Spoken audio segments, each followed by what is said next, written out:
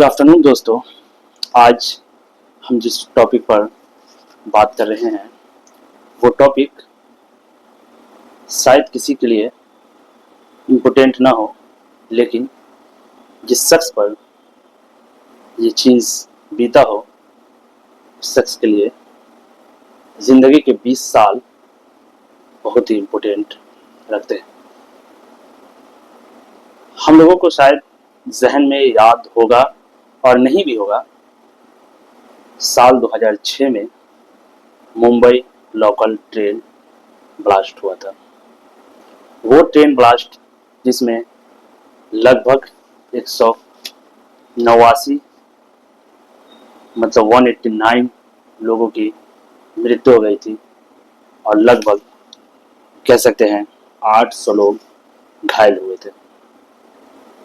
लेकिन सवाल ये उठता है कि क्या वो 179 लोगों को इंसाफ मिल पाया, या सवाल ये उठता है कि क्या जिसे उस हमले का अभियुक्त बनाकर जेल में ठूंस दिया गया या जेल में जिसे धकेल दिया गया, उसकी ज़िंदगी के वो क्रीमी लेयर या वो क्रीमी पल जिसे वो अपने फैमिली और परिवार और बच्चों के साथ गुजारना चाहता था, वो उसे जेल में गुजारना पड़ा। आप ज़रा गौर कीजिए, अगर आपको 20 साल की उम्र में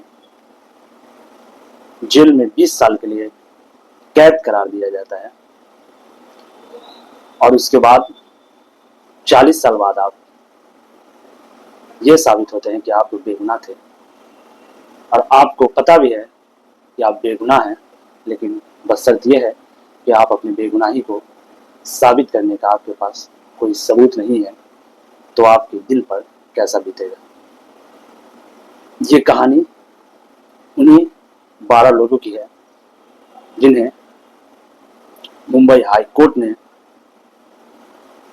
2025 यानी 21 जुलाई 2025 को 20 जुलाई 2025 को सभी 12 आरोपी को बाइज्जत बरी कर दिया और उन्हें पर मुंबई ब्लास्ट, ये ट्रेन ब्लास्ट जो मुंबई में हुआ था, ये साल 2006 में लगातार कई ब्लास्ट हुए थे मुंबई में।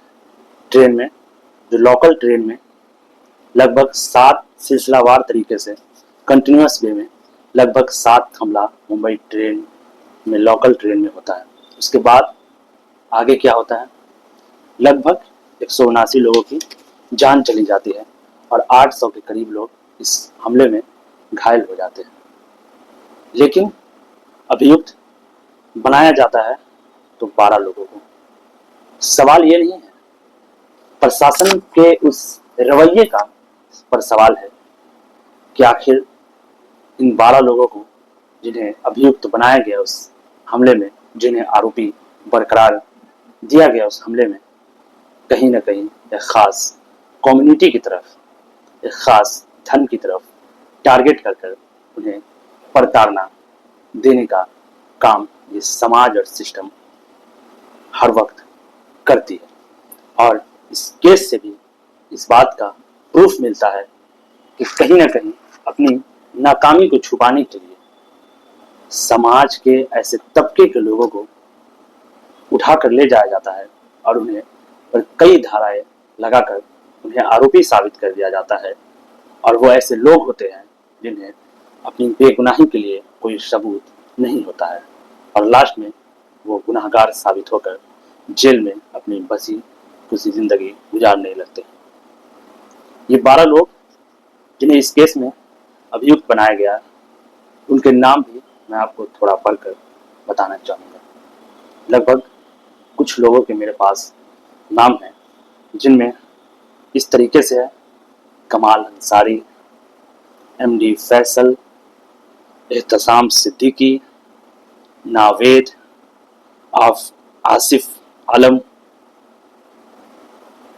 और भी इसमें बहुत लोग हैं ये पांच ऐसे लोग हैं जिन्हें इस हमला में फांसी की सजा हुई थी। लेकिन निकलता क्या है कंक्लूजन, जब ये केस मुंबई हाई कोर्ट में जाता है तो उन्हें 20 साल बाद बाइज्जत बरी कर दिया जाता है और मुंबई हाई कोर्ट फटकार मारती है उस अभियोजन पर कि आपके पास 12 के 12 लोगों के खिलाफ कोई पुख्ता सबूत नहीं है।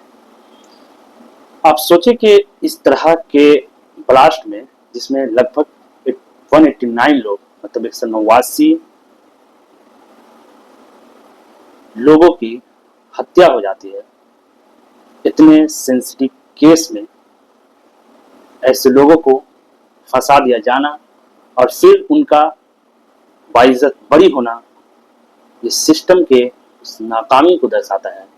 इस नाकामी को आज हमारा मीडिया और हमारे लोग छुपा रहे हैं। आप सोचें कि ज़रा किसी की ज़िंदगी के 20 साल जो एक लाइफ का क्रूशियल फेज होता है इंसान के लिए, वो उन्हें जेल में बिताना पड़े और ऐसे आरोप में जो आरोप उसे 20 साल बाद पता चले कि वो आरोप तो उसके आरोप ठीक गलत लगा हुआ था और उसे खुद पता हो कि मैं आरोपी नहीं, लेकिन पुख्ता सबूत न होने के कारण वो अपने आप को आरोपी मानकर जिंदगी के सालों को बदतर तरीके से जेल में काट रहा हो। अब सोचे जरा कि उन पे कैसा बीत रहा होगा। आपको हमको हमें और आपको लग रहा है कि उन्हें इंसाफ मिल गया, लेकिन उन्हें इंसाफ नहीं मिला।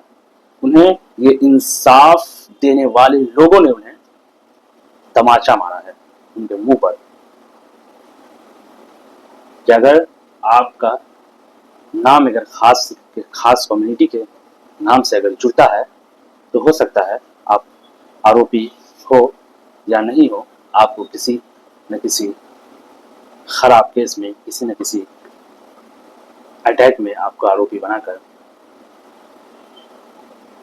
जेल में डाल दिया जाएगा।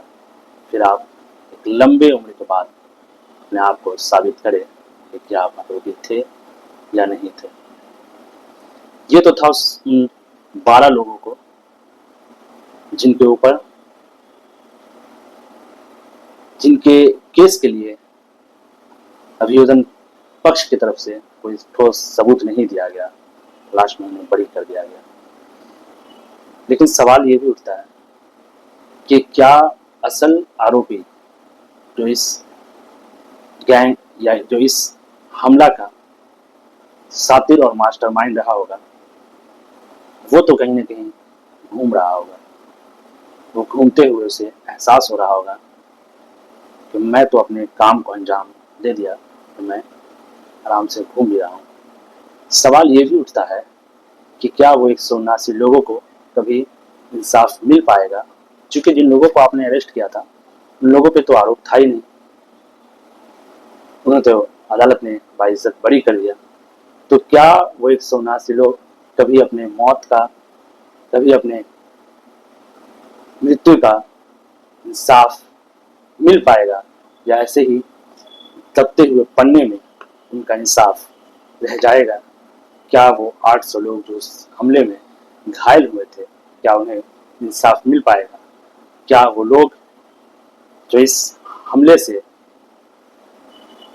या वो लोग जिन्हें अभियुक्त बनाया गया था इस हमला में, जिन्हें आरोपी बनाया गया था, क्या सरकार, मुंबई की अदालत का फैसला आने के बाद क्या सरकार उन्हें उनकी ज़िंदगी के लिए मुआवजे के रूप में कुछ देगी या नहीं देगी? मुआवजा तो एक बहुत ही कम बात हुआ, लेकिन अगर देती है तो वो एक अच्छी बात होती है। कि क्या उन लोगों को इंसाफ मिल पाएगा जिन लोगों ने इस हमला का सामना किया? सवाल ये है। सवाल देखते रहिए और आप अपने आप से सवाल पूछते रहिए कि हमने किस तरीके से सवाल पूछना बंद कर दिया है और हमें जो नेता के जरिए या जो लोगों के जरिए दिखाया जाता है हम उस पर ही भरोसा कर लेते हैं, न किसी से सवाल करते हैं और न किसी से सवाल पूछते हैं। बस अर्थ में जो दिखाया जाता है उसे ही हम यकीन कर लेते हैं और व्हाट्सएप में जो मैसेज आता है हम एक बार चेक करने की कोशिश नहीं करते हैं कि ये जो भ्रम या ये जो नफरत फैलाया जा रहा है ये सच है या गलत है। तो एक बार अपने आप से सवाल जरूर कीजिएगा। इसी के साथ मैं अपने इस टॉपिक को बंद करता हूँ, लेकिन सवाल करना नहीं भूलिएगा। Thank you.